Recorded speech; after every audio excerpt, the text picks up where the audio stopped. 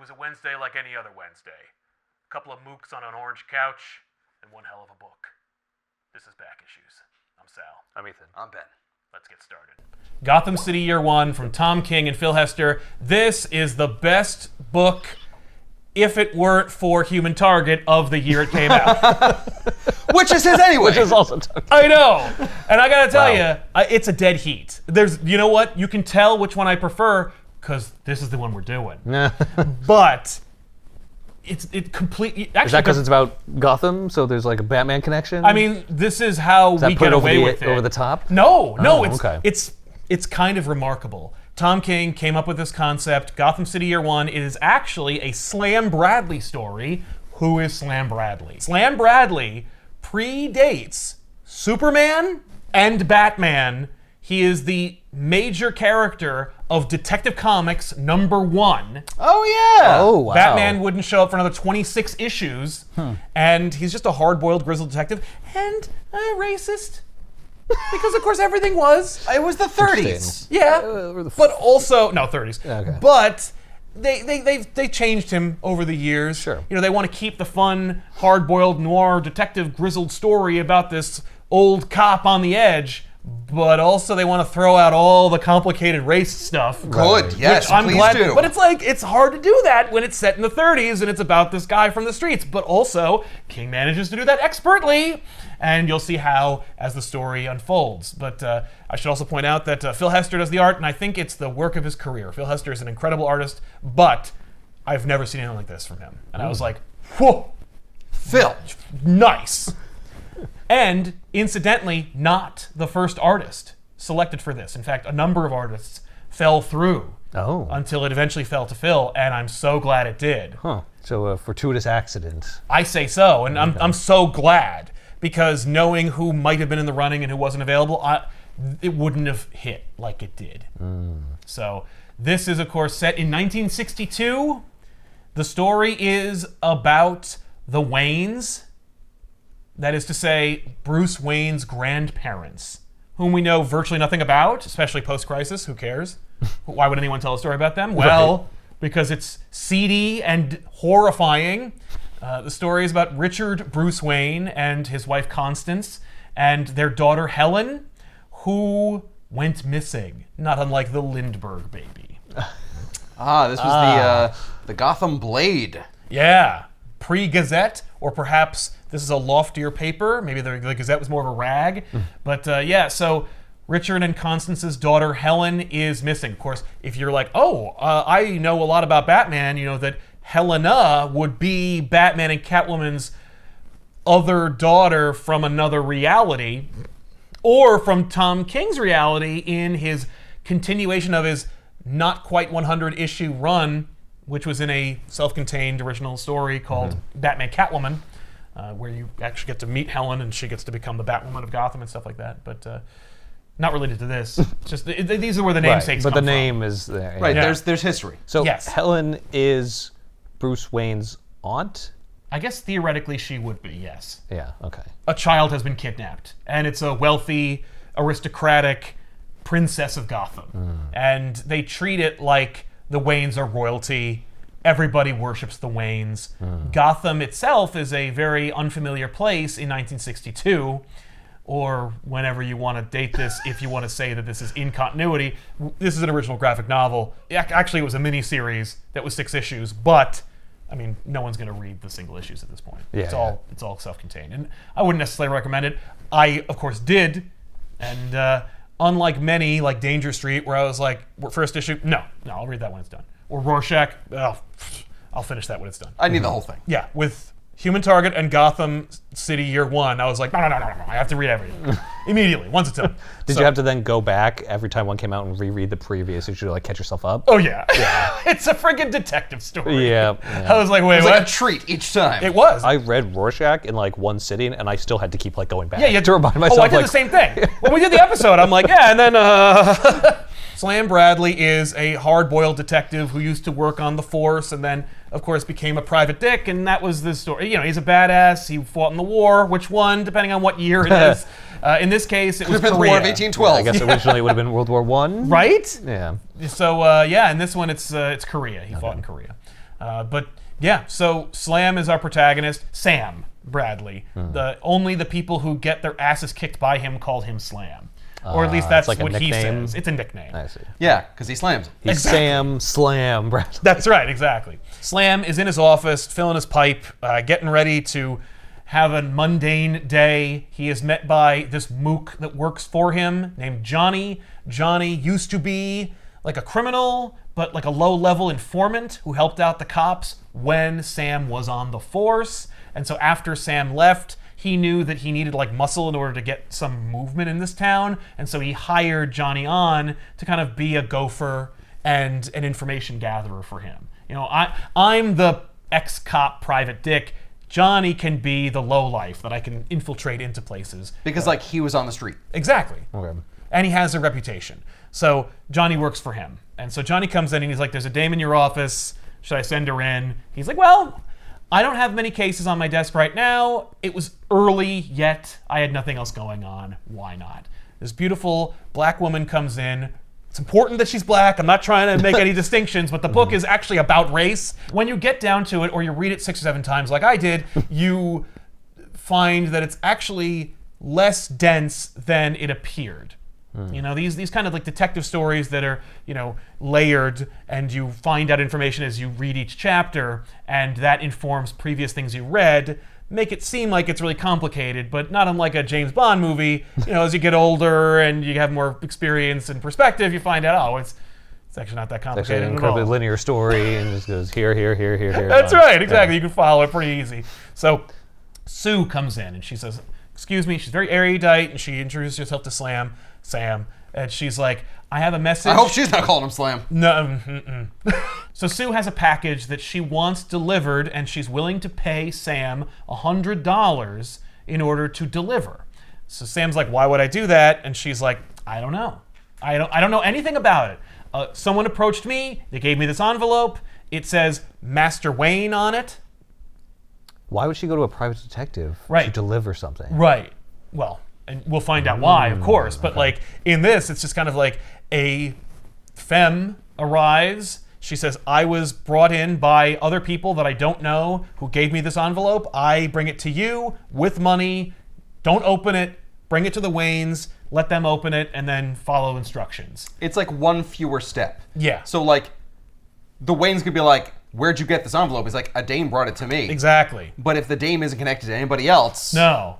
then And it's hard to trace back. And of course- Versus, like, if she brought it to them, they're like, all right, we're going to torture you and figure out where it came from. When that's exactly what happens. But Right, okay. also, you know, Sue is a pseudonym. So, A pseudonym. that may be why they named her that. So she leaves, and he's like, yeah, why not? $100. Couldn't hurt. Yeah, easy. So he sends Johnny after her, you know, follow her. You might as well take the 45 just in case. Now, they have a gun. It's Sam's gun. I like that they share a gun. They share a gun. Well, it's like because that's the one that's registered. And so Sam's like, take the gun with you. It's registered in my name. But like everybody who knows Sam knows that when Johnny is packing, it's Sam's pistol. Okay. So anyway, Johnny Guns takes were the so gun. rare back then. You see. Oh yeah, no. Well, America didn't live on guns in the early days. Oh, no. We weren't known for it. in this neighborhood, maybe not. Like Gotham is again unrecognizable compared to what it will become, Right. which is why it's year one. Johnny goes off to tail Sue while Slam contemplates the letter he's been given, and eventually he's like, "What the hell? It wasn't quite lunch yet, and I had time." So Whoa, who says it's a letter? It's an envelope. right. True.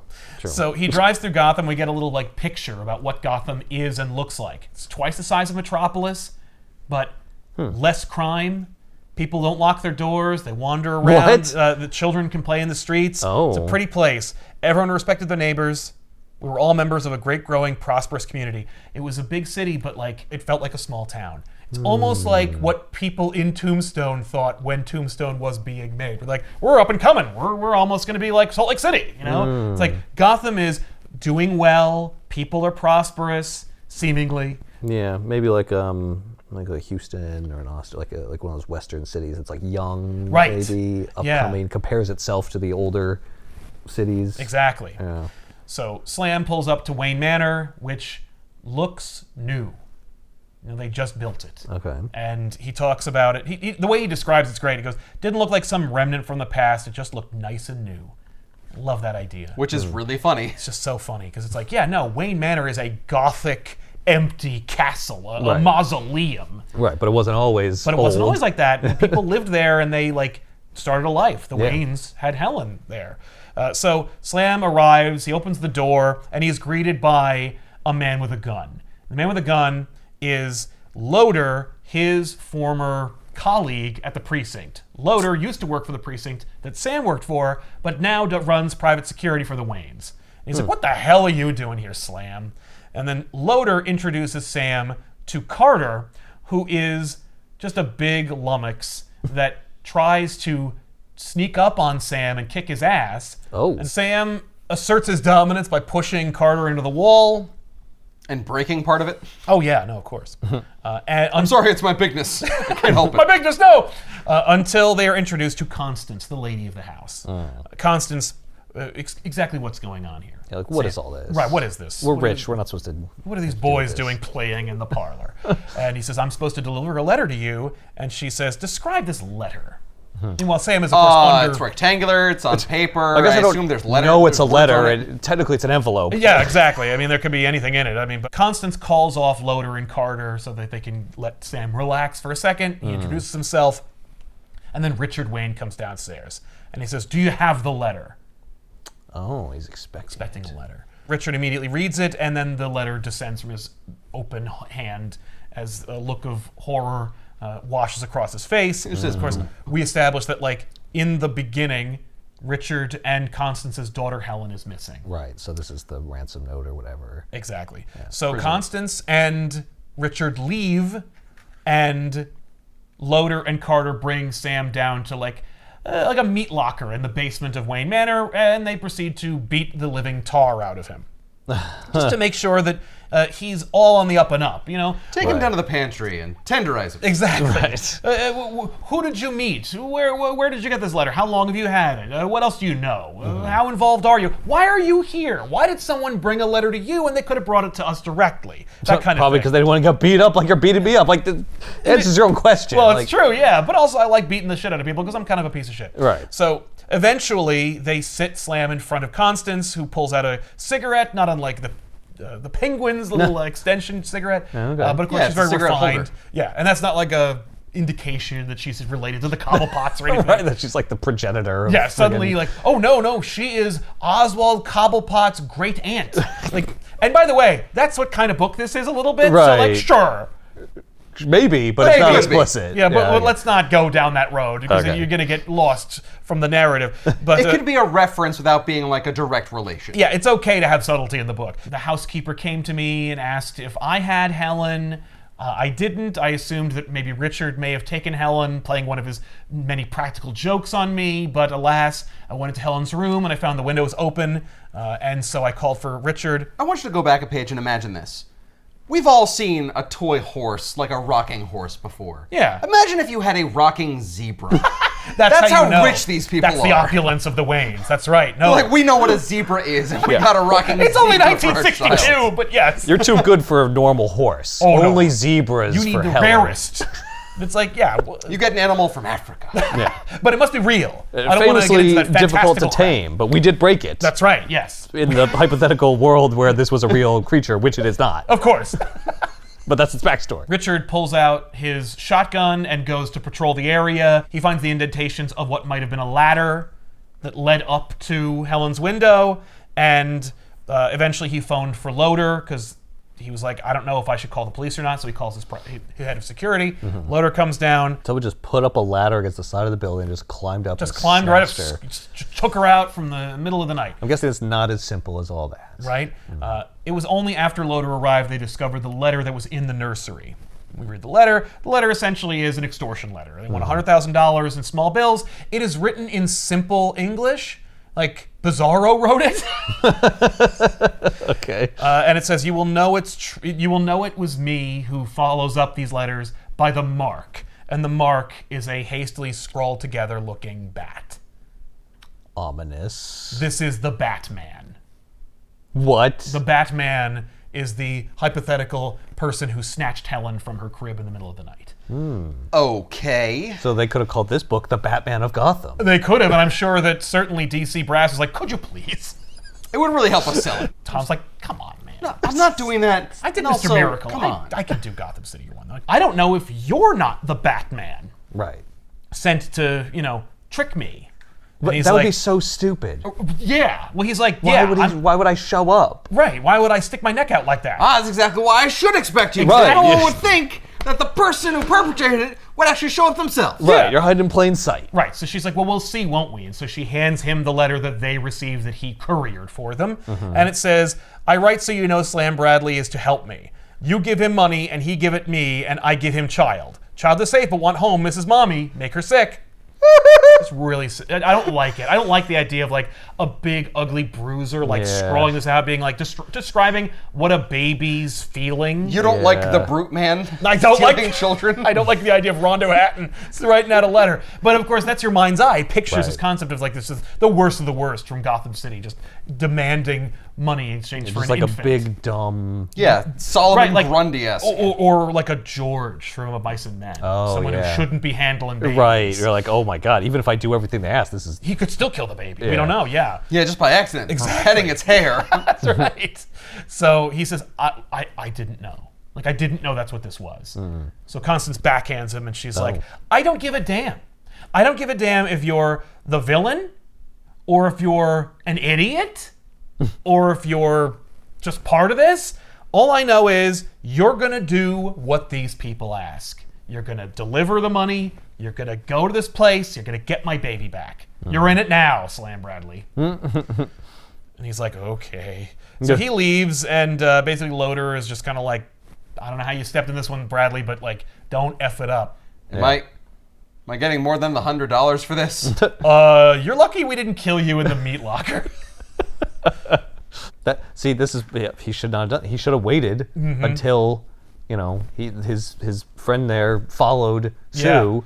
Right, and come back with some information. Yeah, That's so right. like what? Johnny. Yeah, Johnny. For his trouble, his nose is broken while they were beating on him. So on his way back to the office, he stops by the doctor who sets his nose. Then he goes into the office. Johnny's not back yet. He's like, okay, my only lead is who is Sue? Right. And where'd she come from? Yeah. So then my phone rings, and so I gotta go.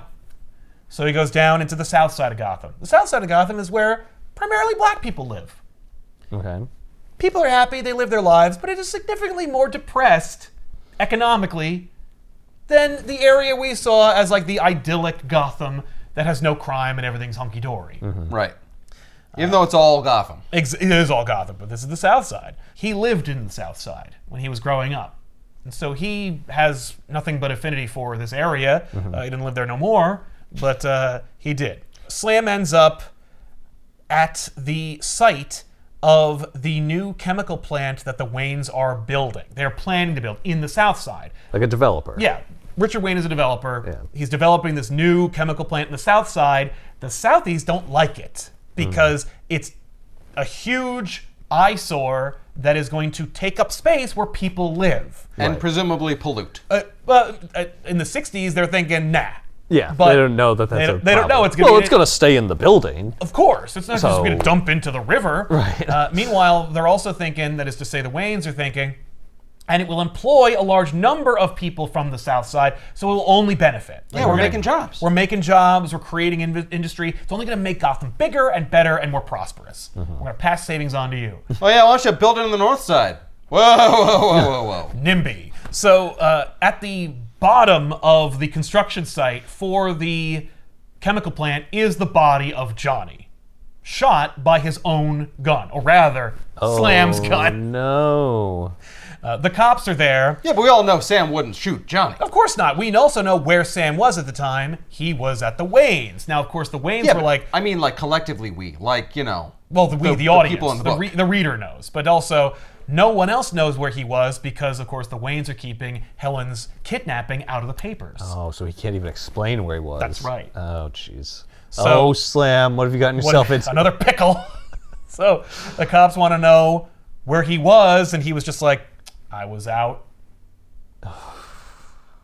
So they take him away, down to the precinct. God, worst case scenario for him. Oh, yeah, Just no, like, it's just out of the frying pan and into the fire with this guy. he had no chance to come up with a lie as to where he was. Nope. Like, Just, hey, come down here. Gets down there. Oh, my partner's dead. Oh, he was killed with my gun. Oh, I can't explain where the hell I was. Oh, let's go to the precinct. Meanwhile, Everything's coming up, Sam. oh, yeah. So this is all bookended by the narration. Of course, this narration is being told from the perspective of Slam Bradley, so we know he makes it. okay. We see that Slam Bradley is 96 years old. He's in a hospital bed. He's smoking a pipe, and he's explaining this torrid history of Gotham to Batman. Nice. Yay. Oh, Batman's in the book. We could technically call it a Batman book now.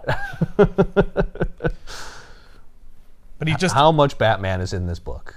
a little bit. Okay. So it's I assume it's just this over and over again. Like we flash Actually, back and then we flash forward. It's and we really flash back. rare. I Okay. think we only see Batman again in the last issue. Oh, okay. But Okay. Slam is talking to him, so now you could say Batman technically appears in every issue because he is being spoken to. Right. In real time. Right. Even if we don't Even see if it. he's not Even if he's not visually physically- depicted on the page. Well, and there's a moment in Human Target where like King clearly takes that idea and he's like, "Oh, what if I did a whole issue like that?" It's like Batman is looming in the whole issue. It's mwah. So I love the exchange. He just says, "You think you know Gotham? You think you know why you do what you do? You think you know who you are? Hell, son, until you know what I know, you don't know a damn thing."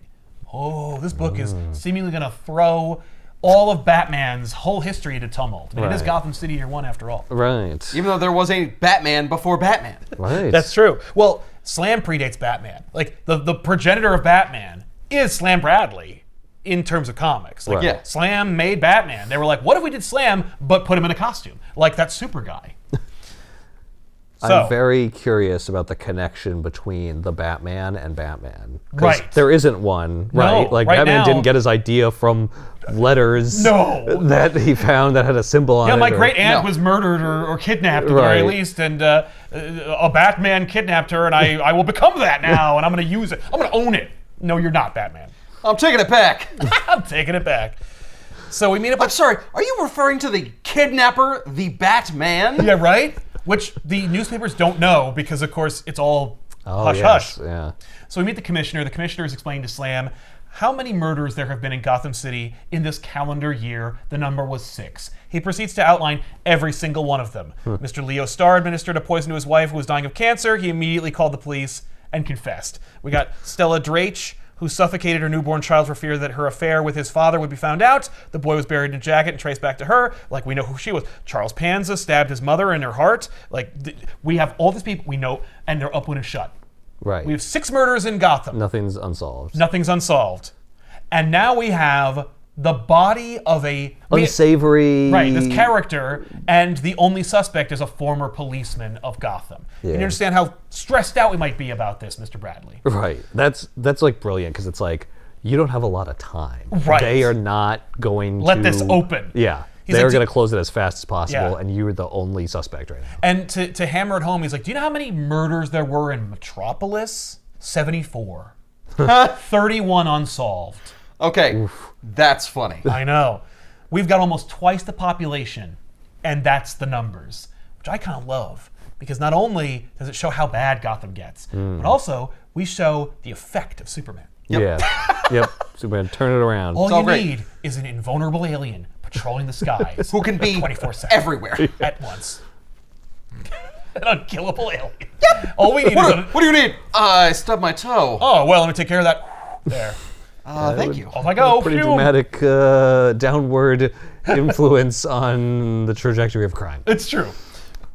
Eventually they let him go because all they had was the revolver, and Yep. even they knew he wasn't stupid enough to murder Johnny with his own gun. Right. Yeah. And So- leave it there. Yeah. So eventually Slam goes back home where Sue is waiting for him. Yep. So you tried to have me followed. Yes. Not smart. Not a smart move. And it ended up with your partner dead and you in a bit of a hot water. Now how are you supposed to be part that you just made your job That much harder. so much harder. And not only that, but it's great. Like, I knew, or rather my people knew, that you could get out of it. But it's just a little taste of how bad things could get for you if you pursue this line of thinking. Why would I even bother dealing with her? Right. Well, Slam needs her because she's the only lead to this whole investigation. Now, that being said, what investigation? Your job is to be somewhere and deliver money to someone. Right, just It's do not what that you're hard. told. Just do what you're told. Yeah. Stop pushing. He invites her in because he's just like, I need information. I'm not going to be rude. You know, he asks her about the Batman. She says, "What, you mean like baseball?" I got the message for the Batman. Just yes, okay, yes. We agree. We're in. I will do what you ask. And she says, "Got it." And he mentions the baby, and she says, "What baby? I don't know anything about it. I got no information about it. All I know is I represent a group that's bringing envelopes to people." So she's like, I'm you on the other side. Like Exactly. I'm not part of it. That is what she is projecting. Right. So he just says, but she's like, "Is that all you got?" He invites her to join him as he goes to bed. She More milk? declines. She declines, and then he says, "Now that being said, I got Johnny killed. I'm going to live with that. That's fine. But if that baby is hurt, I'll make sure not to laugh too much at their funeral." Huh. Okay. So then he gets the letter. This one's addressed to him. Okay. Opens it up, and there's a rendezvous point. We're going to meet at the Finger apartment on 6th and 7th Street, 1 a.m., have $100,000 in bags. Baby good but ready to go. Have mommy. We have good woman taking care. Watch police are there, and baby is very bad. Be good. Picture of that.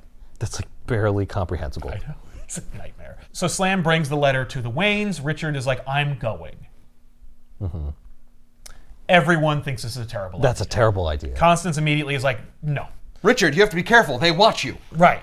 Baby bad, mommy good. Slam is like, "I think we shouldn't mess with the plan. Right. The plan is I bring the money, they give me presumably the baby, and then I bring it to you. Like, let's just stick with what do that. Let's do what they Little ask." tricks. Yeah. Yeah, but I imagine Richard's like, I'm not giving this jackass $100,000. That's that, and also because as far as we know, we don't even know for certain if Slam isn't in on it. Right. Where did he come from? Why did they pick him? All that Right. stuff. Yeah. If But I give him also, $100,000, he would just walk off just with it. leave. Yeah. But also, it's my baby. Like, I'm her father. I need to be there and make sure she's safe.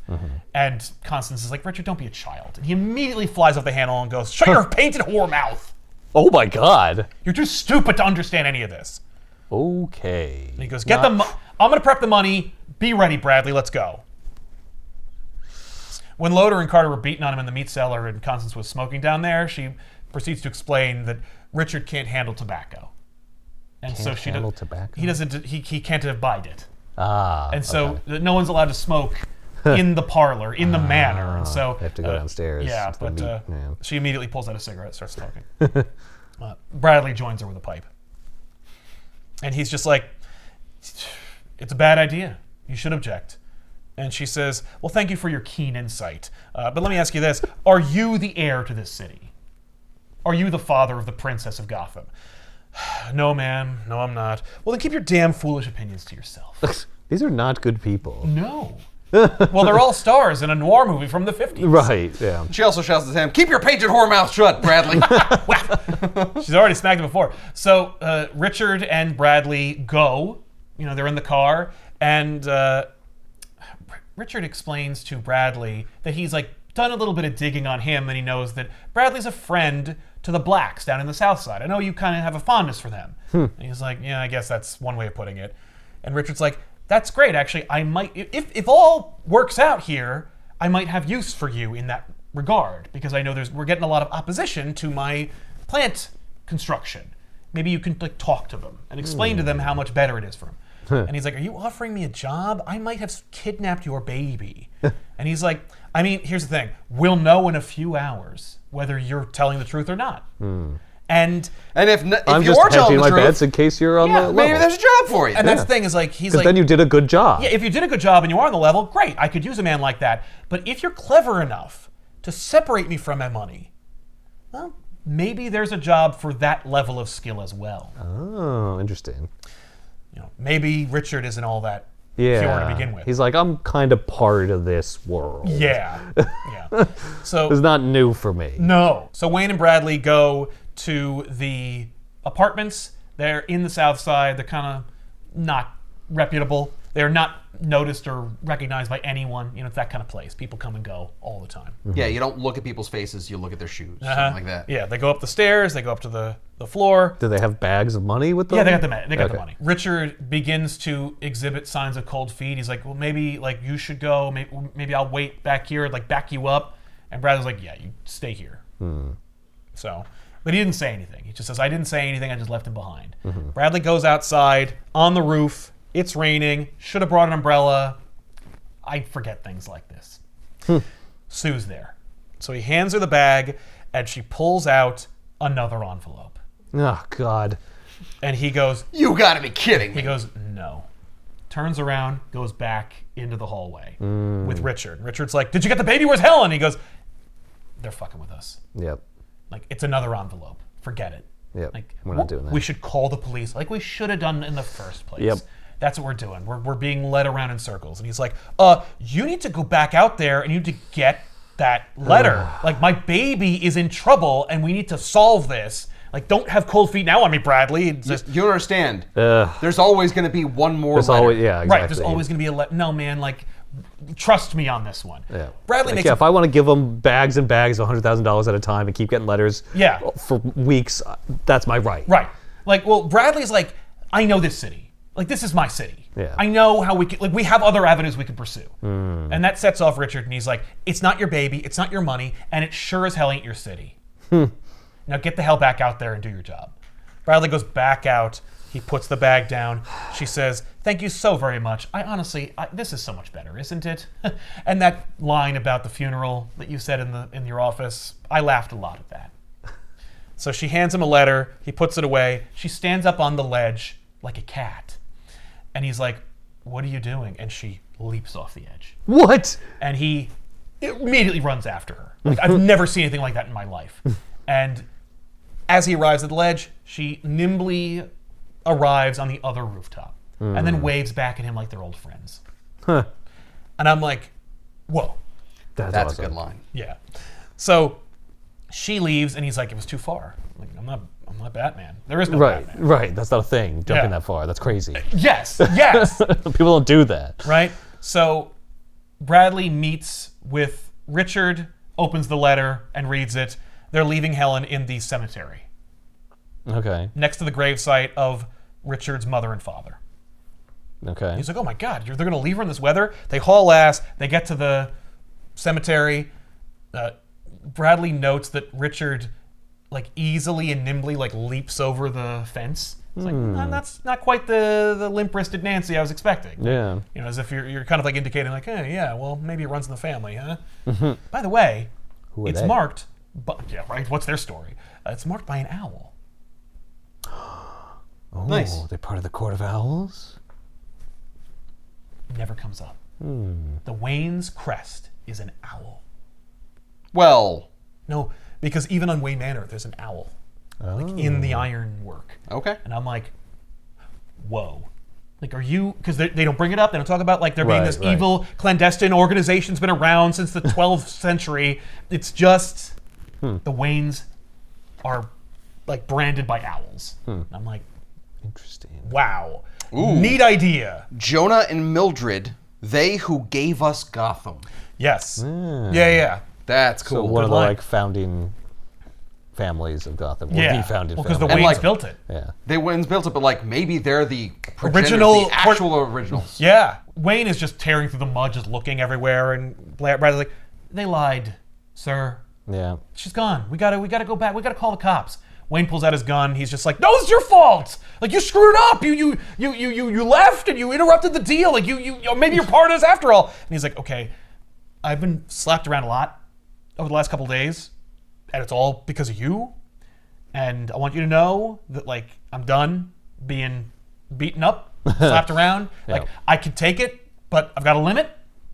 And so he just takes the gun away from him, and then he just pops him one in the head. Just knocks Wayne right out on his ass. Nice. And it's just like, this is bad. The cops want me for murder, the kidnappers have played me for a fool, and the most powerful man in the city was sinking into the dead mud below me with his blood still wet on my fist. I was falling and falling hard, and I was taking all of Gotham with me. Nice. I don't see how, but okay. So we get a little flashback to what got Bradley kicked off the force. Okay. There's a character named George. He's a cop. He's interrogating a young black teen. He proceeds to do this whole song and dance where he's got a pistol, and he's like, I got a lie detector with magic bullets. And he points the gun on the kid's hand, pressed up against the table, and he's like, if you're lying, you'll be shot. If you're telling the truth, nothing will happen. Fires the gun, blows a hole in the kid's hand. He goes, you sons of bitches, you put bullets in the gun. First rule of any of this stuff is you got to make sure you got to check the gun. You know? Oh my God. Measure once, cut twice. You know what I'm talking about? Jesus. Anyway, all right, put an NWC on his file and we'll just call it a day. Bradley loses it. Immediately starts beating on this guy, and they're like, "Whoa, Bradley's really going to town on this guy. Oh, he's not stopping. Get the chief. Bradley is losing it." So Bradley just beats the living shit out of George until eventually one of the other guys in that room was Loader, who just was watching Bradley haul off on George like no one had ever seen before. We'll talk about the definition of NWC later. We cut back to now, which is to say, 1962, and Bradley delivers Wayne's unconscious body to Loader at Wayne Manor, and he's just like, it was all bullshit. Like, we didn't get, we lost the money, we didn't get the baby. Yeah. Richard here is going to wake up and he's going to have a lot of funny ideas about what role I played in all this. I'm going to go home, I'm going to shower, and I'm going to sleep better there than I will when I get sent down to the precinct after he wakes up. Just please leave me alone. Like, until it's time to collect me. Loader's like, what do you think? I'm just going to let you get out of here? Like, forget about it. You've seen what I am. And then he just walks off. So he takes a shower, goes to sleep, and every time he closes his eyes, he pictures Helen, this little baby, and how she's not in her bed. Yeah. And he has like literally nothing to go on now. Yeah. Oh, I'm just twisting in the wind. Girl's gone, money's gone, and it's all on me. Yep. There's no telling if anyone else is going to show up. Are there just any more letters? continue. Is it over? Yeah. Well, it's just I love the image of the owl, like the Wayne owl, like for children. It's just like so cute and innocuous, and yet so sinister because of its implications of Gotham.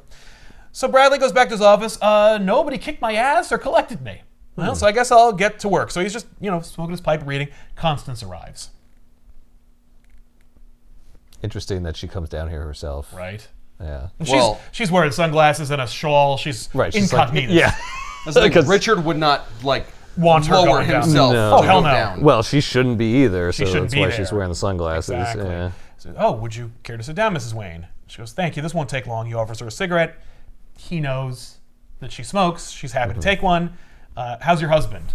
She's angry. He goes, well, as anyone would be under these circumstances. Turns out she's not wearing the sunglasses to hide her identity. She's hiding the bruises she suffered from Richard when he woke up. Oh boy.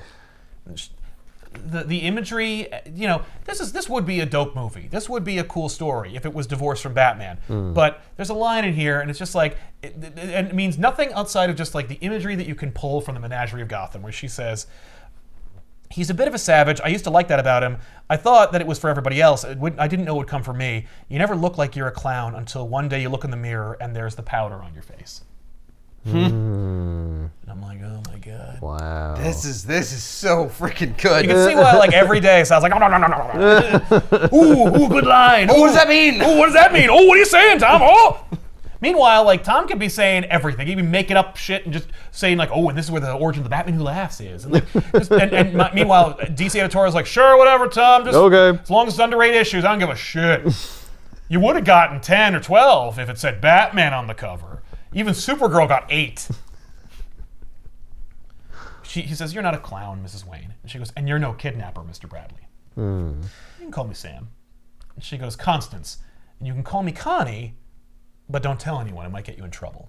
So she goes, I want to hire you. And he's like, for what? She's like, well, my daughter is dead.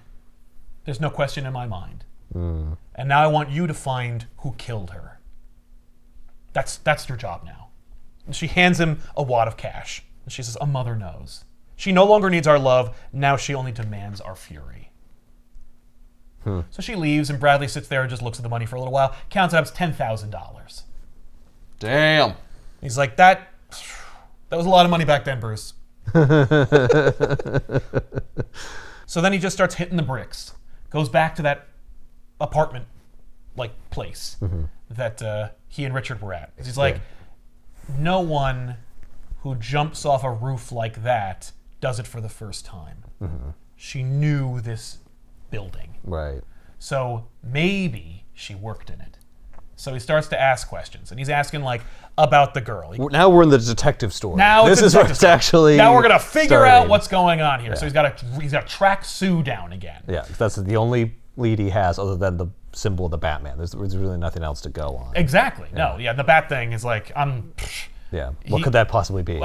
It's not worth even dedicating brain power to it. Well, and the hope is that someone's writing the letter in a voice, not their own voice. Well, of course. So Slam bribes the guy at the building, and the building has cleaning girls, one of whom matches the description that he gives.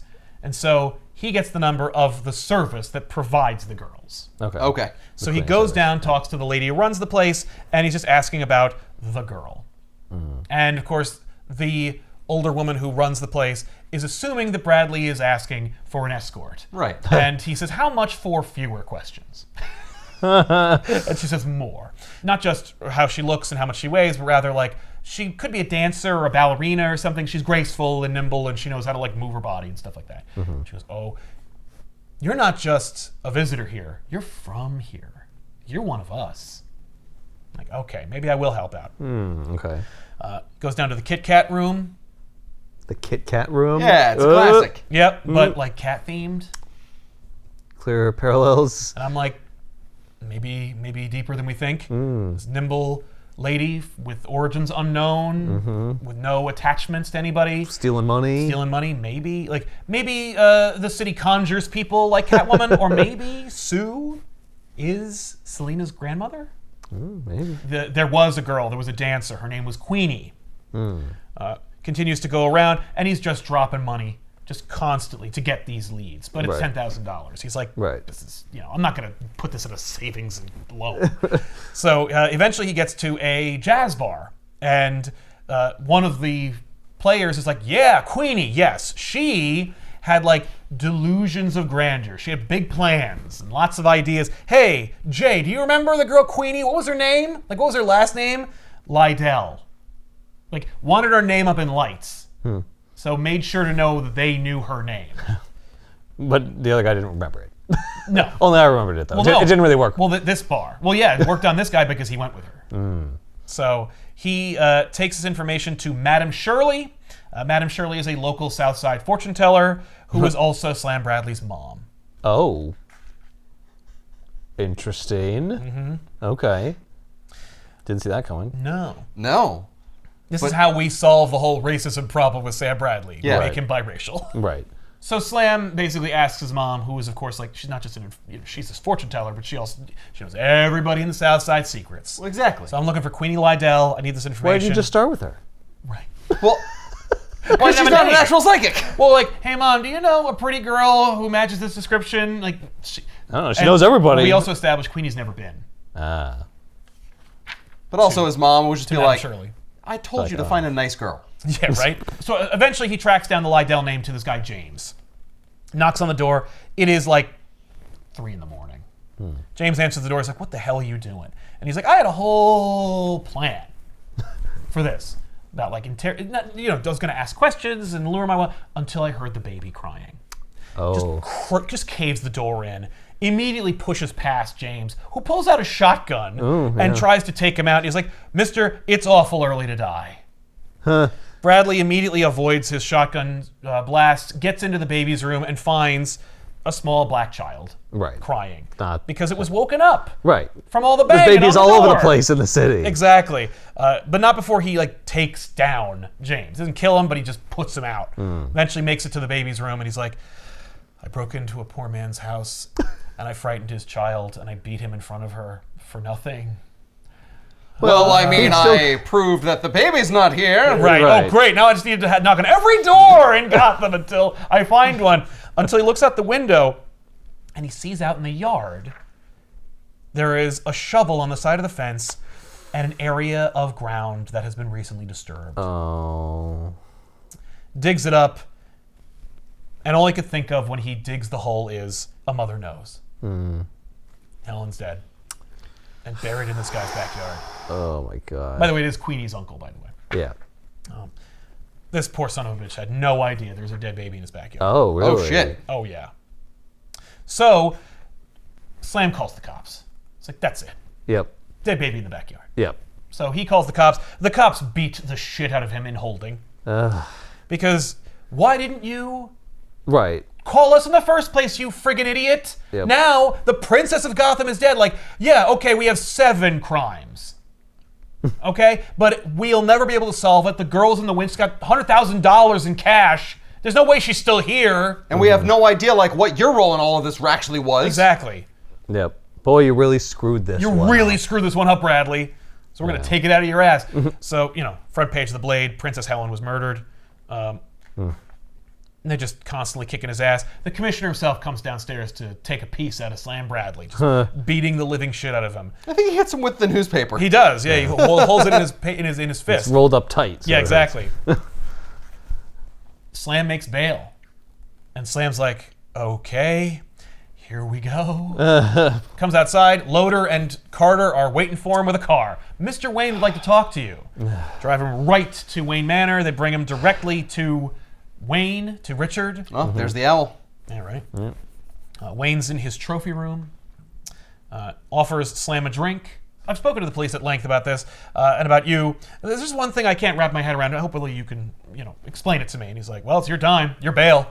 What do you want to know? He's like, well, let's just go down the list of how this worked, okay? We had our exchange, you and I, and this mysterious female Negro comes in. And then there's some confusion. There's some violence, which we won't get into who knocked who out in the dead of night.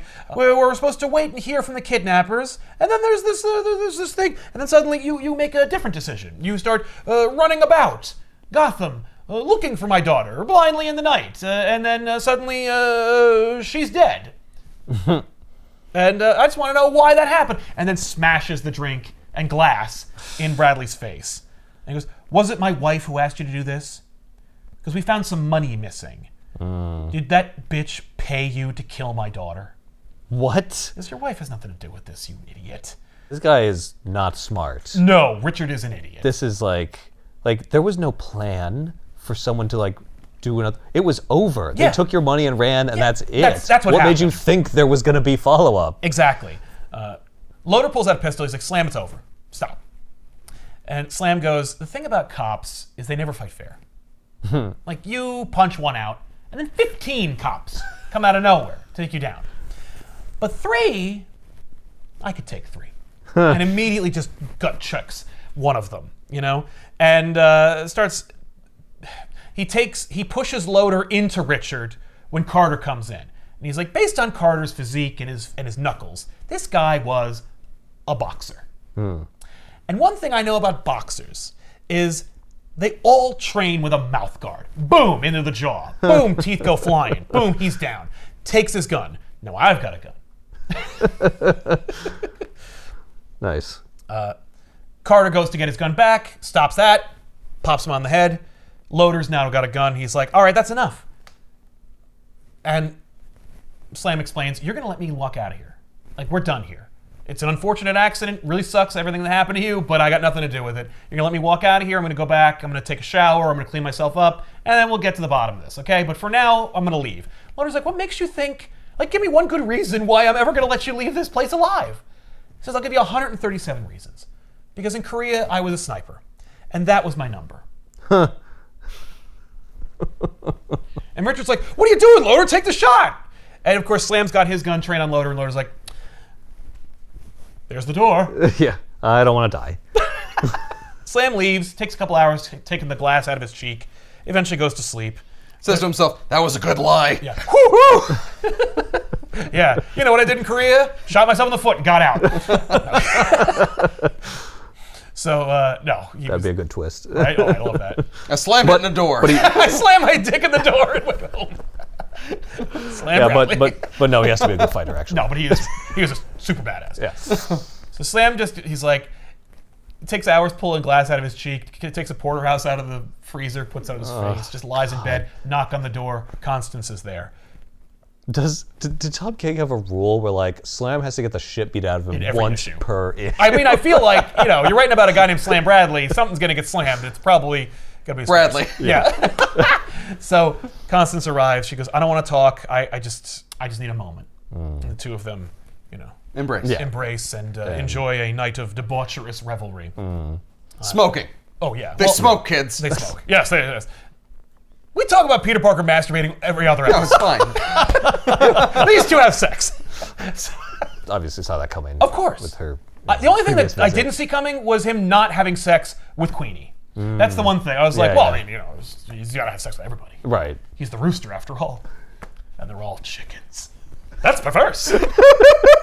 She explains, they're burning my daughter right now. And Richard's going to scatter her ashes on the foundation of his ridiculous factory. Oh my God! Really? Uh-huh. That's weird. This guy's weird. Yeah. No, that's publicity. Yeah, he says it's all part of the new great Gotham renewal. As the city rises from the ashes, so will she. She was a princess, now she'll be a phoenix. And Flam goes, that's nice. She goes, no, it's gross. He thinks that all these black people kidnapped his daughter to stop him from raising their neighborhood to make room for his pathetic chemical cathedral. Like that's his theory. Yeah. That's okay. Which, an idiot would definitely come to the conclusion of. Yeah. Making a spectacle, making this whole thing about my daughter is just a whole heap of fuck you. So he thinks he's getting back at the killers by That's like what he's- doubling down on the On factory. the factory, yeah. It's Exactly. like, man, that's not what happened. Nobody's impressed by that. No one. Post-coital, Slim also mentions that he had a brother. This is important later to the narrative. But she asks, like, what happened, and he's like, oh, he was hungry, he stole something, the cops got him, and he went into a station, never came back out. It's not complicated. My brother was dirty. This is Gotham. Gotham needs to be clean. Slam then goes out. People in the glamorous part of North Gotham who are looking for a thrill or an extramarital affair that has a little bit of spice to it, go down to the south side and meet up with their ladies. And one of those people was the commissioner. Slam goes to one of those locations, which is this dirty alley, and happens upon the commissioner and just beats the living shit out of him from behind with a pipe. Oh my God. What?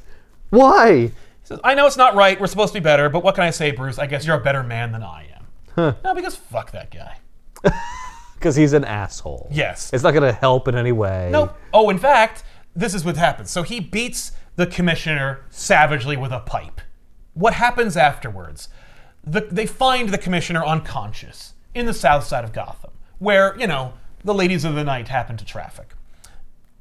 No one says anything about it. Right. But the commissioner retires because of how badly he is beaten. He physically can't do the job anymore because of his wounds. As a result of the commissioner leaving, because this commissioner was not corrupt, he did sleep around, but he did his job. Yeah, he took his job seriously. Yes. Because of that, the police of Gotham get more corrupt. And as a result, crime starts to rise. So Slam Bradley causes Gotham to become a crime populace. Yes. And everyone speculated about the poor commissioner who was beaten savagely in this random alley in Gotham. And it became this mythic location. They even gave it a name. Oh my God. That's the origin of Crime Alley. Yeah. Wow. Now, and by the way, not to play editor or anything like that, I don't think you needed to say, but they do, that it's Crime Alley. Right. I think all you need to say is they even gave it a name, and we know what it is. But this is the origin of Crime Alley, is that Slam Bradley beat the shit out of a douchey commissioner in it, and as a result of this dictator Yeah. and his artificial preservation of the safety and sanctity of white Gotham, Yeah. now Gotham falls into, Right. disarray. He was maintaining order, but by suspending Yeah. Liberty. yeah. So then, on his way home, he just looks at what Gotham used to be and what it will never be again. He goes back to his apartment. The door's open, and he's not expecting Constance to be there, but someone's in there. It's Sue. Or rather, Queenie. And she's got a gun, and she's like, "Hey, Slam, how's it going? I guess you picked the wrong day to pull a gun on me because I am not in the mood." She's so interesting because she's very like measured and calm and collected, and She's the one with the gun. yeah. Well, she's like, she's always got something smart to say to Slam Bradley, and or about the situation, and she manages to like defer and to maneuver, But yeah. Is she trying to like defend herself? Is he like, so you killed the kid? Right. And she's like, nah, it weren't me. Right. Yeah. Basically that. It's over. Right. It's over. The con is over. The con's You're over. not getting Baby's money dead. from me. Yeah. Well, And I can't turn you in. Well, and also like, what the hell are you doing here? Right. Like, you had the money. Like, why are you still in Gotham? If they find, Yeah, if they find you, you're... Because I gave the cops everything. Yeah. They went to the house, they excavated the they're looking backyard. for you. They're looking for you. Yeah. And she's like, yeah, no, it's true. I got less than nothing to lose. My name is written on the electric chair. I'm done. And so he takes the gun away from her. Huh. And he says, do you have any idea what you've done? You killed a child. And she goes, no, I didn't kill that baby. I did not kill the baby. She goes, he took the money I was supposed to get, and I was trying to find him. And he's like, what are you talking about? Like, who took the money? And she's like, who do you think? Richard Wayne. Yeah. So I was gonna guess that, but then I was like, well, But why? But why? Because it's his money, Right. Unless there's like an insurance claim or something. But you didn't mention there was an insurance claim. There so wasn't. I'm like, okay. No, so then we get the flashback. No, I think it was a way to get rid of Helen. I don't think Helen was his. No. Helen was definitely his. I'm Okay. assuming he was supposed to get her back. This reminds me of Man on Fire. Yes. Where like it was not supposed to go this far. yeah. There was this whole plan. It was a double cross. Yeah. But the kid didn't actually get killed. But they said that Yeah. that they killed the kid. Right. And he was like, that wasn't. It was all planned. It was supposed to get her back. Yeah. Yeah. Yeah. So we cut back to a while back. There is a young lady who is not Constance, who is running out of a hotel room in a state of undress and just cursing at the man that ravaged her. She passes by Queenie, who's a maid in this place, and gives her a hard time. Queenie sees the room that she left from and then knocks on the door.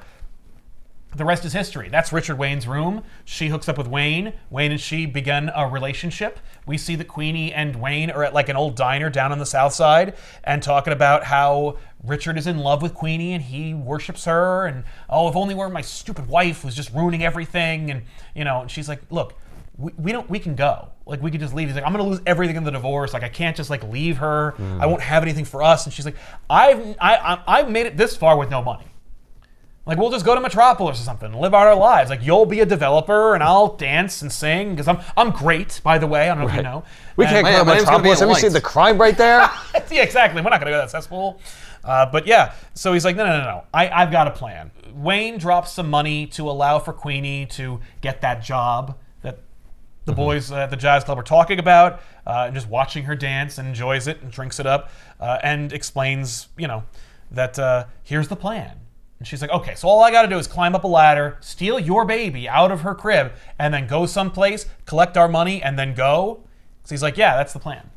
So the money is like, it's running away money to running deal away with money. the fact that he can't just get a divorce. Well, according to Richard, the money is because the money's tied up in their marriage. Yeah. But if they So it has use to be it a to like joint- get their baby back, but Right. it doesn't work, Now I'll have that no money. one will look for it. It's not questioned. Yes, Right. so I'll be able to use that money in the divorce that we will use in order for us to start a new life together. And then we want to go anywhere. We want to run away. I'll divorce her. You'll become the new Mrs. Wayne. You'll live in my big house, and we'll be happily ever after. Right. So it's all a scheme for him to like preserve his assets through the divorce. Yes. That's insane. So she's like, What an asshole. yes, what an asshole indeed. So Queenie leaves, and she bumps into Johnny. And Johnny's like, hey, girl, what's up? She's like, oh, fuck off. And he's like, that's not what you should say to me, because I have pictures of you fucking Richard Wayne. Oh no. Yeah, Slam Bradley sent me to tell you, and I figured I'll tell you a little longer than he expected. So he got pictures of her with Richard, and he's like, I want half of the deal you were talking about. Oh man. Oh no. So then she met with Johnny. Richard popped up from behind him and knocked him down. And, pushed him murdered into the him. hole and they murdered him. Well, rather, Richard murdered him. Yeah. She's like, I didn't know what was going to happen. I thought maybe we were going to scare him, or maybe he was going to pay him. Money solves everything. Mm-hmm. And But where was he going to get that money from? I didn't have to explain why he needed that money. Silly person. Like, there's no way he was ever going to let Johnny walk out of that hole. Yeah. So Johnny just goes, hey, do me a favor, will you? When Slam Bradley is beating you to death, remember that old Johnny took you down. It was me that made you come down. I always wanted to mean something in this town, and destroying the Waynes will have to do. Oh, so they took his gun, the gun that was on Johnny, and they shot him with it. Yeah. So Johnny thinks that Slam is going to get revenge for killing him, but he's probably not, right? Because no, it's over. Johnny, you got yourself killed. Yeah, I didn't tell you to friggin' try to blackmail. What the hell are you? Are you moonlighting? Yeah, no, you exactly. friggin' Slam's like, moron. well, Slam's like, I got Johnny killed.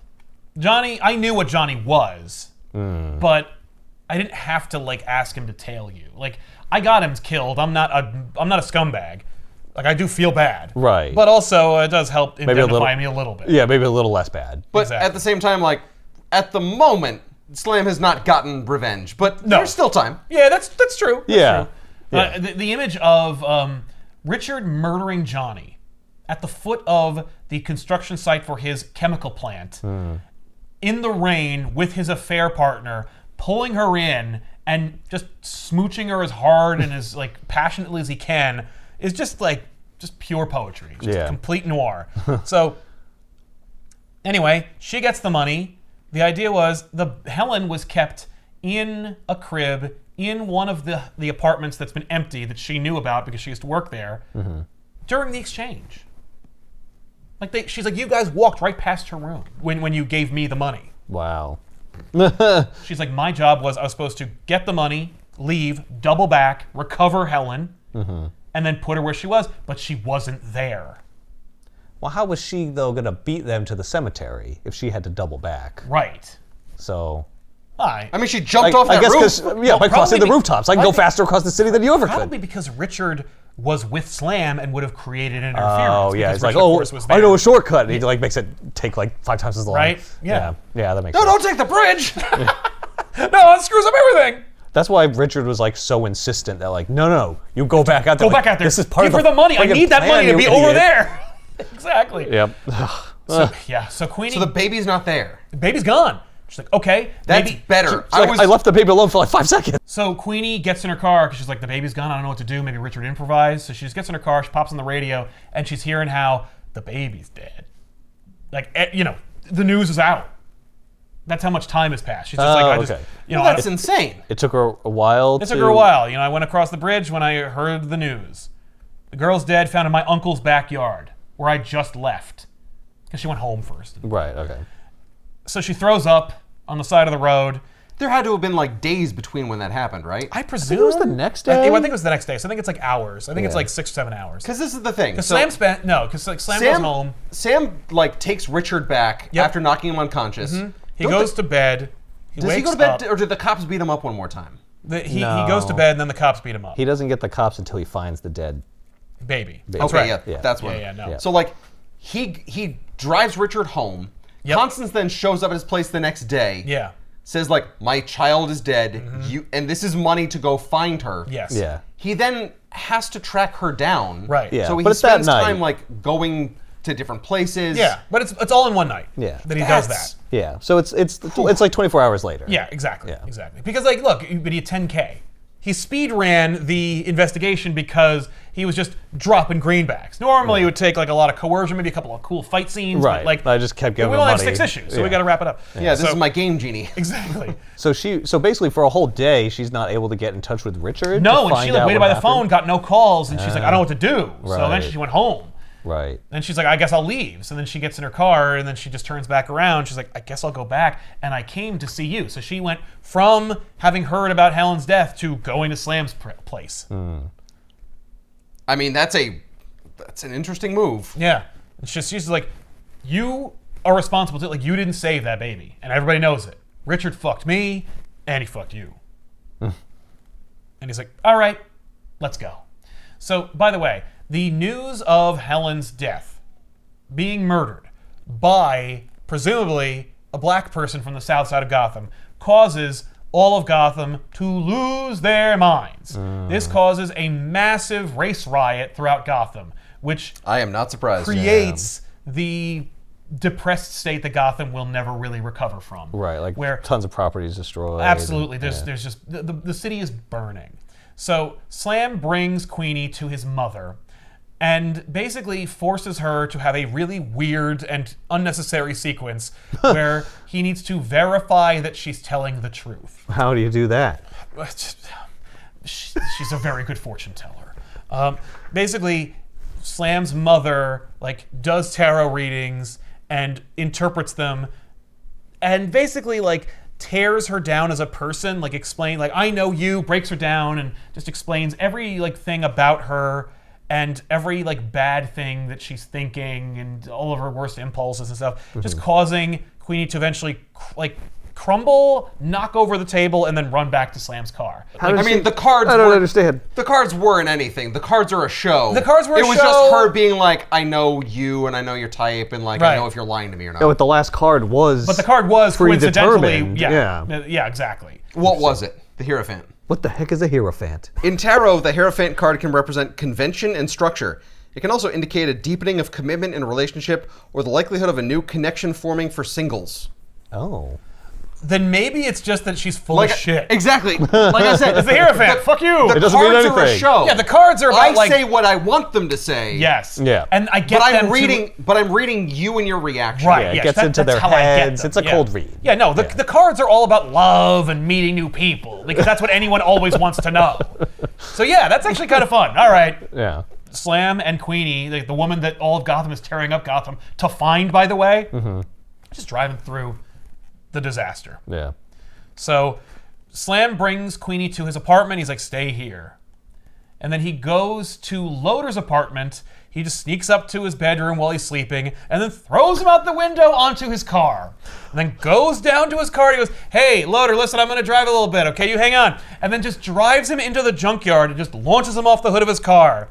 And he's like, what the hell are you doing, man? Why are you beating the shit out of me? And he's like, Queenie's job is supposed to be recover the baby and bring her to Richard. But somebody has other ideas. Maybe they don't love Queenie nearly as much as they're saying they are. Maybe they get some piece of shit to go steal and murder a baby. I'm thinking you're that kind of piece of shit, Loader. Because I know the other guy ain't smart enough. Well, yeah, exactly. And Loader's like, what the fuck? I have no fucking idea what you're talking about. And look at me. I wouldn't kill a baby. I'm not that kind of monster. Come on, man. We know it was the black girl. That's all, And he's like, okay, I'm going to beat the shit out of you some more, man. Just slapping him. He goes Jesus Christ. He's like, dude, I didn't even work for Richard. We worked for the wife. The wife had all the money. Richard was broke. Well, that's why you had to do this scheme. You Yes. didn't actually have any money. I don't care about the divorce. I'm not trying to fight my wife. My wife, I'm broke. We're just dealing with, we're just relying on the Wayne name, any contracts I have with development, and the paltry fortune that my wife had when we got married.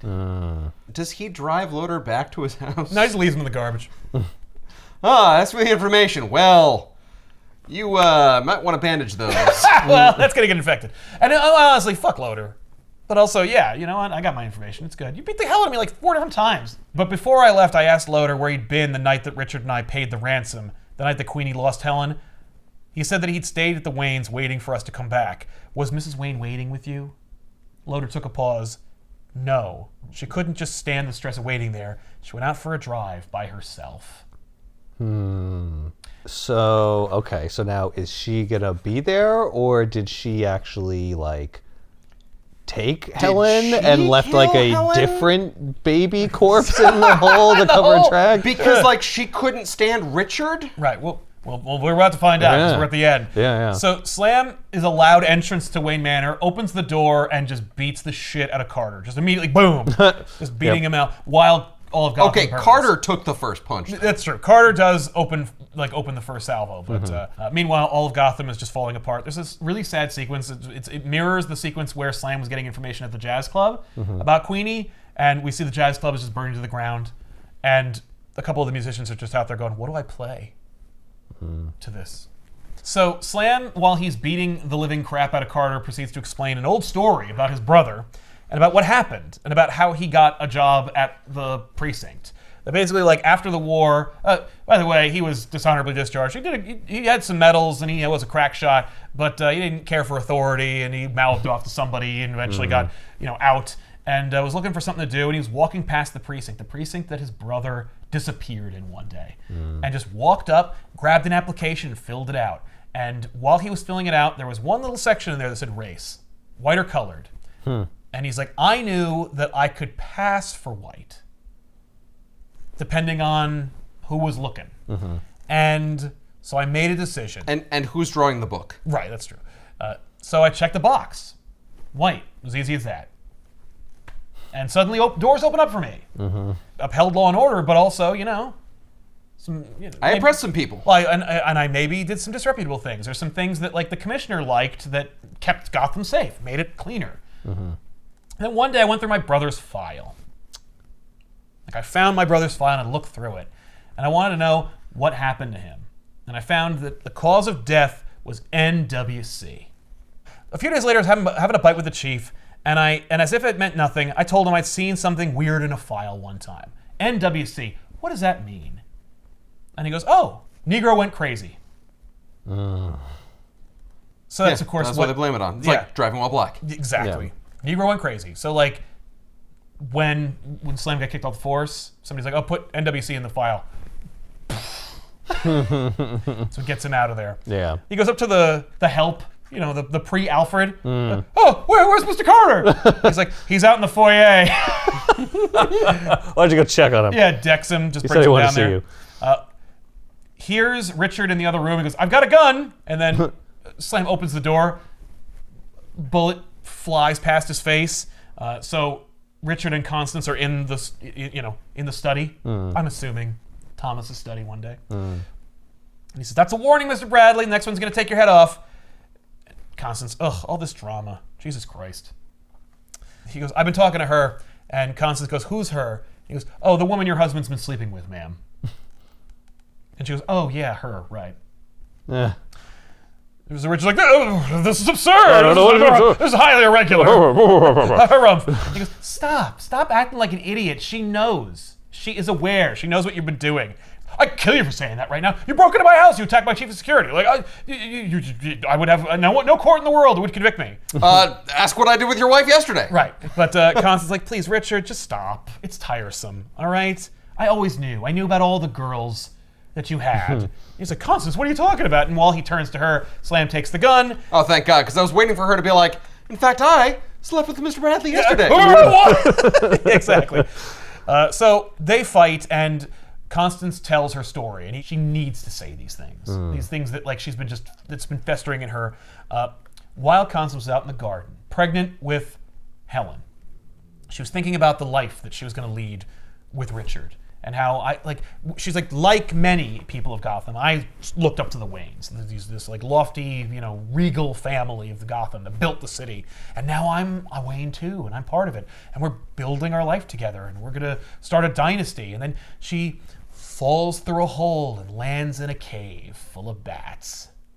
A cave that is goddamn hole. Yeah, that hole needs to be filled. It's carefully curated, and it's filled with furs and panties and pictures and pearls and all these trophies that Richard's been keeping from all the women that he's been banging all across Gotham, mostly from the south side, but many from the north. Many of them were Constance's friends as well. And she realizes what a big, horrible joke her life has been, and how this man-child is taking all of our money and just spreading it all across Gotham and just banging whoas and women and keeping their gross trophies in the Batcave. Yes. Oh my God. In fact, Richard knew it was a Batcave, and that's why he's the Batman, and he signed those little notes, and that's how Constance knew that Richard was the kidnapper in the first place. Oh, she's like, oh, that's your thing. That's your thing. You're the Batman of Gotham who just flies around and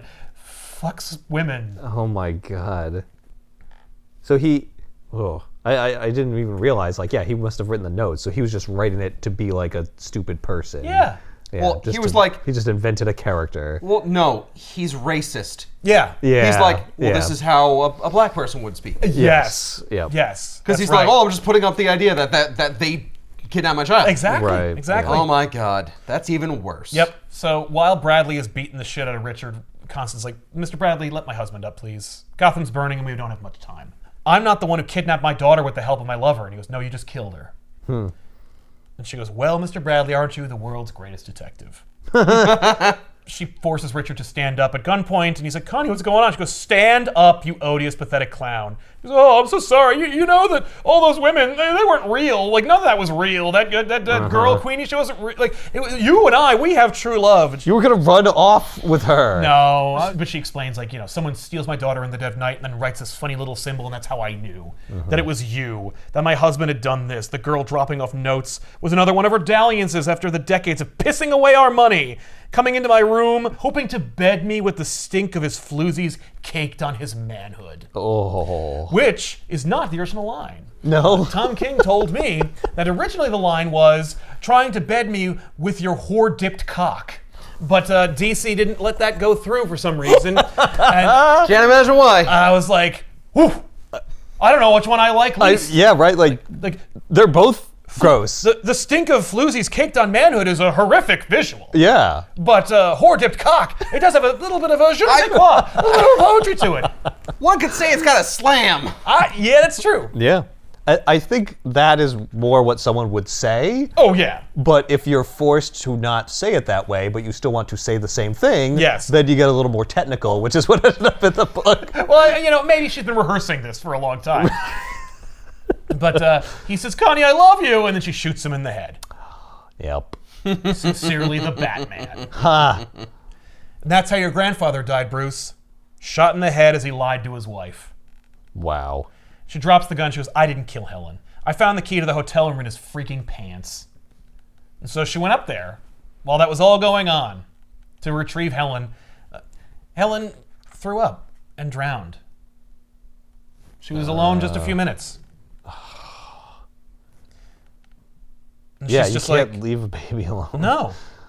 She's like, I couldn't let that be the legacy. It would destroy the Waynes. We had no money, and so I figured out how we could get everything back where we needed it to be.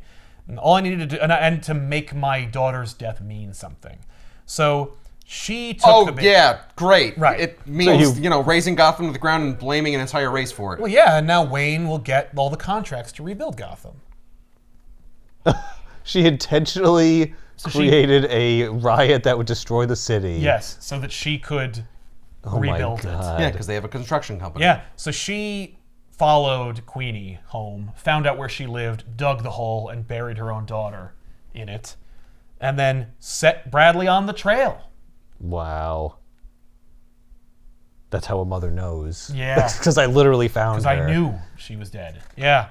What about Queenie? Like, she's going to the chair. And she didn't even really do, Yeah. I mean, she was part of the part of plot, it. but she didn't murder anybody. She goes, Samuel, sweetheart, why the hell am I telling you all this? Like, no, let her keep the money. Let her go. Like, just take it and go. Oh, thank God. I thought it was, why am I telling you this? You're not going to live to see the day. Exactly. Blam. Yeah. No, she she threw the likes gun on him. Yeah, she likes him. Yeah. She's up to them. That's the only passion she had in her life. Yeah. But she's like, yeah, she knows what happened. Yeah, well, she's too a little, too witness. late. Like, she could hurt me. But if she had $100,000 and a new name and a new identity, let her go do whatever the hell she wants to do. Like, and then you can continue to be the thing you were, the man in between. So then that's what happens. Like, Slam lets Queenie off. He helps drive her to the bus station. She goes to Central City. He goes, and what about me? Loader says that you love the blacks, and you know that if this gets out, it'll be even worse. I don't think you're going to say anything. So Constance goes on TV wearing, in mourning. She's like, oh, like my poor husband killed himself after the devastation of our daughter, and please, Gotham, like, this is not helping. Like, stop what you're doing, go home to your families.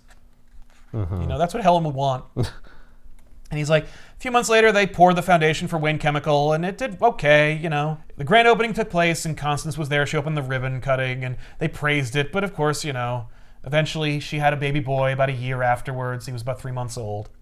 Years passed, and the factory was very profitable, and the rich got richer. The Waynes made money, but then they poisoned the ground, and people left, and people got sick. And eventually, Constance got sick of the whole thing and sold it to Ace. Yep.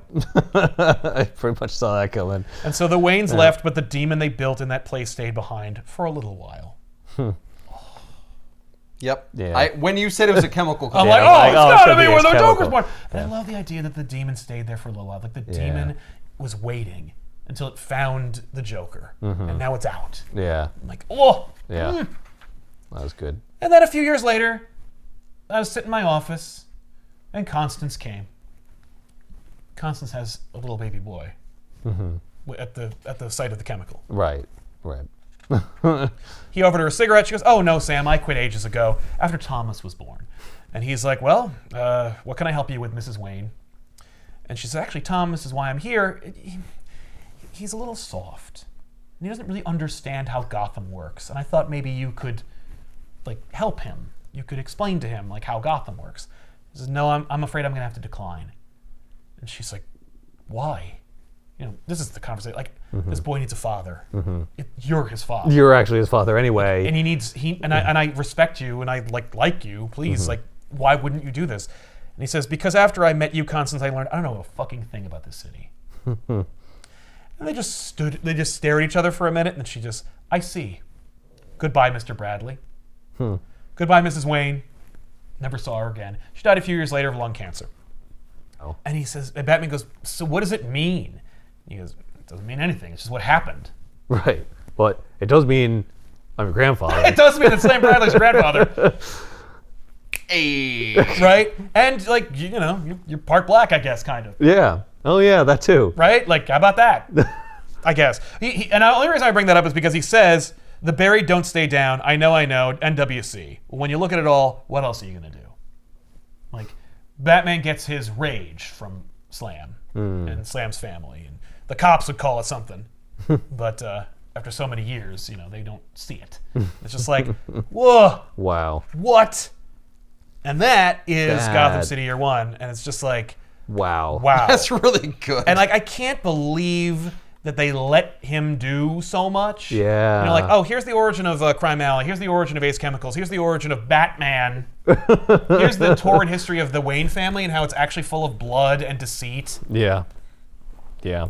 I guess because, it's far enough back. Yeah, no one's going to argue. It's not like it's Thomas Hey, do you mind if Wayne. I tell you what the origin of the Waynes are? You're not going to talk about Wayne and Martha, are you? No. The grandparents. Oh, who gives a shit? Oh, yeah, they're whatever. Yeah, whatever. Yeah, Richard was a pathetic loser who was a draft dodger and got killed. And Constance cheated on her husband with Slam Bradley and sired a baby named Thomas. It's like, I'm sorry, what? We're already issue 4. We have to print this out. Yeah, I can't just stop the book. I can't stop it now. Stop the presses. And they're buying it. They like it. Did they? Because the problem is, nobody talks about this book. Nobody. I don't know anybody who talks about this book much. Occasionally it would come up. I've seen a couple of YouTube videos where they're like, "I picked up this hardcover that came out. I heard it was good, but I don't know where." And it is. And I'm like, yeah, it is. You can say it's amazing. And it's in the comments down below. Pick up a copy because it's great. And it's definitely worth owning. The variant cover gallery is also phenomenal. There's noir movie posters out of it and stuff like that. I got dressed up. I did a whole bit. A little bit of a bit. Yeah. You did get dressed up. I got dressed up. I'm wearing the thing. Yeah. Oh, we should have beat you up for this. Oh, yeah, that's true. I thought about doing makeup and stuff. I'm like, I'm not doing all that. This is actually the only white shirt I own at this point. I can't ruin it with blood stains and stuff. But Don't worry, we'll beat you not with the shirt on. Oh, all right, cool. Yeah. We'll make it fast. I've been meaning to do this for months. And I've been sitting on it because every time I'm like, no, it needs to be the right time. I need to be intimately familiar with the material. I got to have everything all in the row because it's it's when you do one of these mysteries on back issues, it's kind of you got to make sure it unfolds properly. Yeah. Because you have to cover all the elements that go into making it a mystery. But not give it away necessarily. Yeah. So obviously, Richard facilitated the kidnapping of his own daughter, and his affair partner was an unwitting participant in it. But Constance is actually the one who discovered the baby and then set everything in motion. Thanks. And thank God the baby just died. I mean, no, that's horrible. But It's also, horrible, but when it's the also baby kind of wasn't an murdered accident. by somebody. no, Yeah. It's better. It was a horrible, unfortunate accident. It was like gross negligence. yeah. The thing is, like, Manslaughter, when maybe. the baby died, I was like, oh no, like this book rips. It's not pulling any punches. No, Yeah. I was like, well, the baby will be somewhere. You know, like maybe it's in a coffin or something. Yeah. And it's like no. No. Well, I mean, they never got the Lindbergh baby back either. No, so and that's a true story. When you use that comparison, I was like, I don't think it's going too well for I Helen. don't think Helen's gonna make it. Yeah. Also, I don't really know what role she played in Bruce's life. Wait, is there any story with Helen in it? No. Okay, I guess that's why we can invent her. Yeah. But the image of like Helen wrapped up in her own like swaddling clothes with like that cartoon owl being like, hoo-hoo, like, you know, just like this innocence wrapped in horror. It's just, whoa. Yeah. Yeah. But, and some of those things are like, yes, we named Crime Alley and Ace Chemicals and stuff like that. But also there's some subtle retconning as well where it's like, what about the Court of Owls? Well, it's very specific. You picked owls. And like, if you do and you don't call attention to it, all anyone's going to do is think owls. Is going to think the Court of Owls. Yeah. So that's one thing. The Queenie of it all, is she Catwoman's grandmother? Like, because Queenie is like, I am Gotham City. I live here. This is my place. She leaves. Does she come back? Does she have a baby? Are they preordained? Like, is there like her mother goes to Gotham, or maybe like Selena is born in Central City or something and then comes to Right. Gotham, and she's just like, I don't know why, but this place is just in my DNA. Maybe she gave birth to someone who gave birth to Catwoman, and the father is Richard Wayne. Oh, great.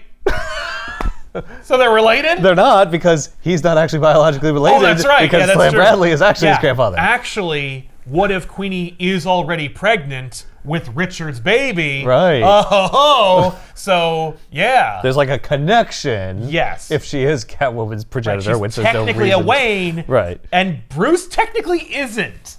No, Bruce Right. technically still is. Well, No. no. What part of his parentage comes from the Wayne family? Well, I guess not biologically. Just Exactly. the name alone. Oh yeah, no. I name mean, anybody only, can be a yeah. Wayne. I mean, Tim Drake is a Wayne. He literally took the name too later, and then they just went, oh, never mind. But still, good story, great book, worth buying. Check it out. I highly recommend it to anybody who's interested in like hard-boiled noir detective. And like the other thing is, you know, I saw somebody talking about like Tom King books, and they're like, here's all the problems with Tom King, and I'm like, what are you, me from 5 years ago? But you know, one of the things they were like talking about was he can't help himself. He's got to talk about like 9/11 and like Iraq and the CIA, and I'm like, none of those things comes up. Now that being said, it is a period piece. It'd be kind of weird if 9/11 came up in this, but also, you know, Slam came from the war, the Korea War. Yeah. Also, so did most guys in this period. Yeah, well, especially anyone who's, you know, if you're going to be a cop. Right. It's going to be ex-military, like, you know. You've got to have physical, you know, fighting capabilities. Right. Like, that's the logical place to go. Yeah. So it's like, yes, does Tom King rely on the war thing? Only in as much as it informs who Slam Bradley is and why he's capable of doing the things he's doing, but like... But it's not like, you know, that was his whole personality. No. Yeah. And that's like the thing for me. Like, this was the year for King. Like, Supergirl, Gotham City, Human Target, none of the tropes and hallmarks that people associate with Tom King. This is like... Bled into his book. Yeah, this is a new Tom King. Now, that being said, his Wonder Woman is very militaristic, and it is very much about like Washington, D.C. and, you know, all that stuff. a return to form. Yeah, very much a return to form. But the art is phenomenal. The art is so good Yeah. in this book. Oh, in this book. Yeah. And in Wonder Woman. Yeah. And one day we'll talk about that. But this, yeah, no. Hester crushes it. Completely. I've never seen anything like it from him. It's really good. Nice. It's also signed. Yeah. I love that the book, by the way, is the envelope. Oh, that's cool. Right? That's really nice. Yeah. Oh, so great. Like, somebody was Coloring's paying really attention. good too. Yeah, that's, I think, Jordi Belair. Just amazing stuff. And, like, yeah, subtle, selective. You know, there's certain sequences that require, you know, splashes of red or darkness or shadow. It's just overall fantastic.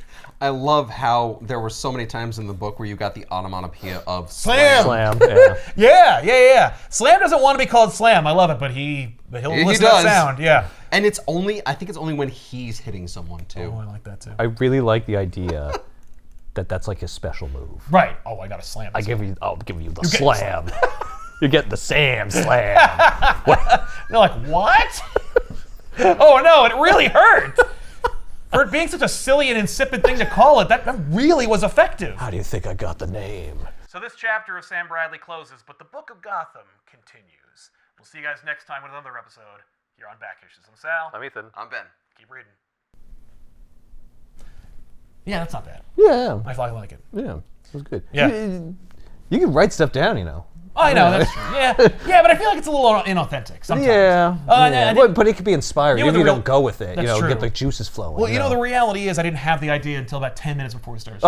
Like, I didn't even have the idea for this outfit until Ben was on his way over to get me. Oh, wow. I was like, oh, I should wear a thing! Ah! Oh, like, you we threw that together quite quickly. Yeah, we ran over to my dad's house to try and find suspenders.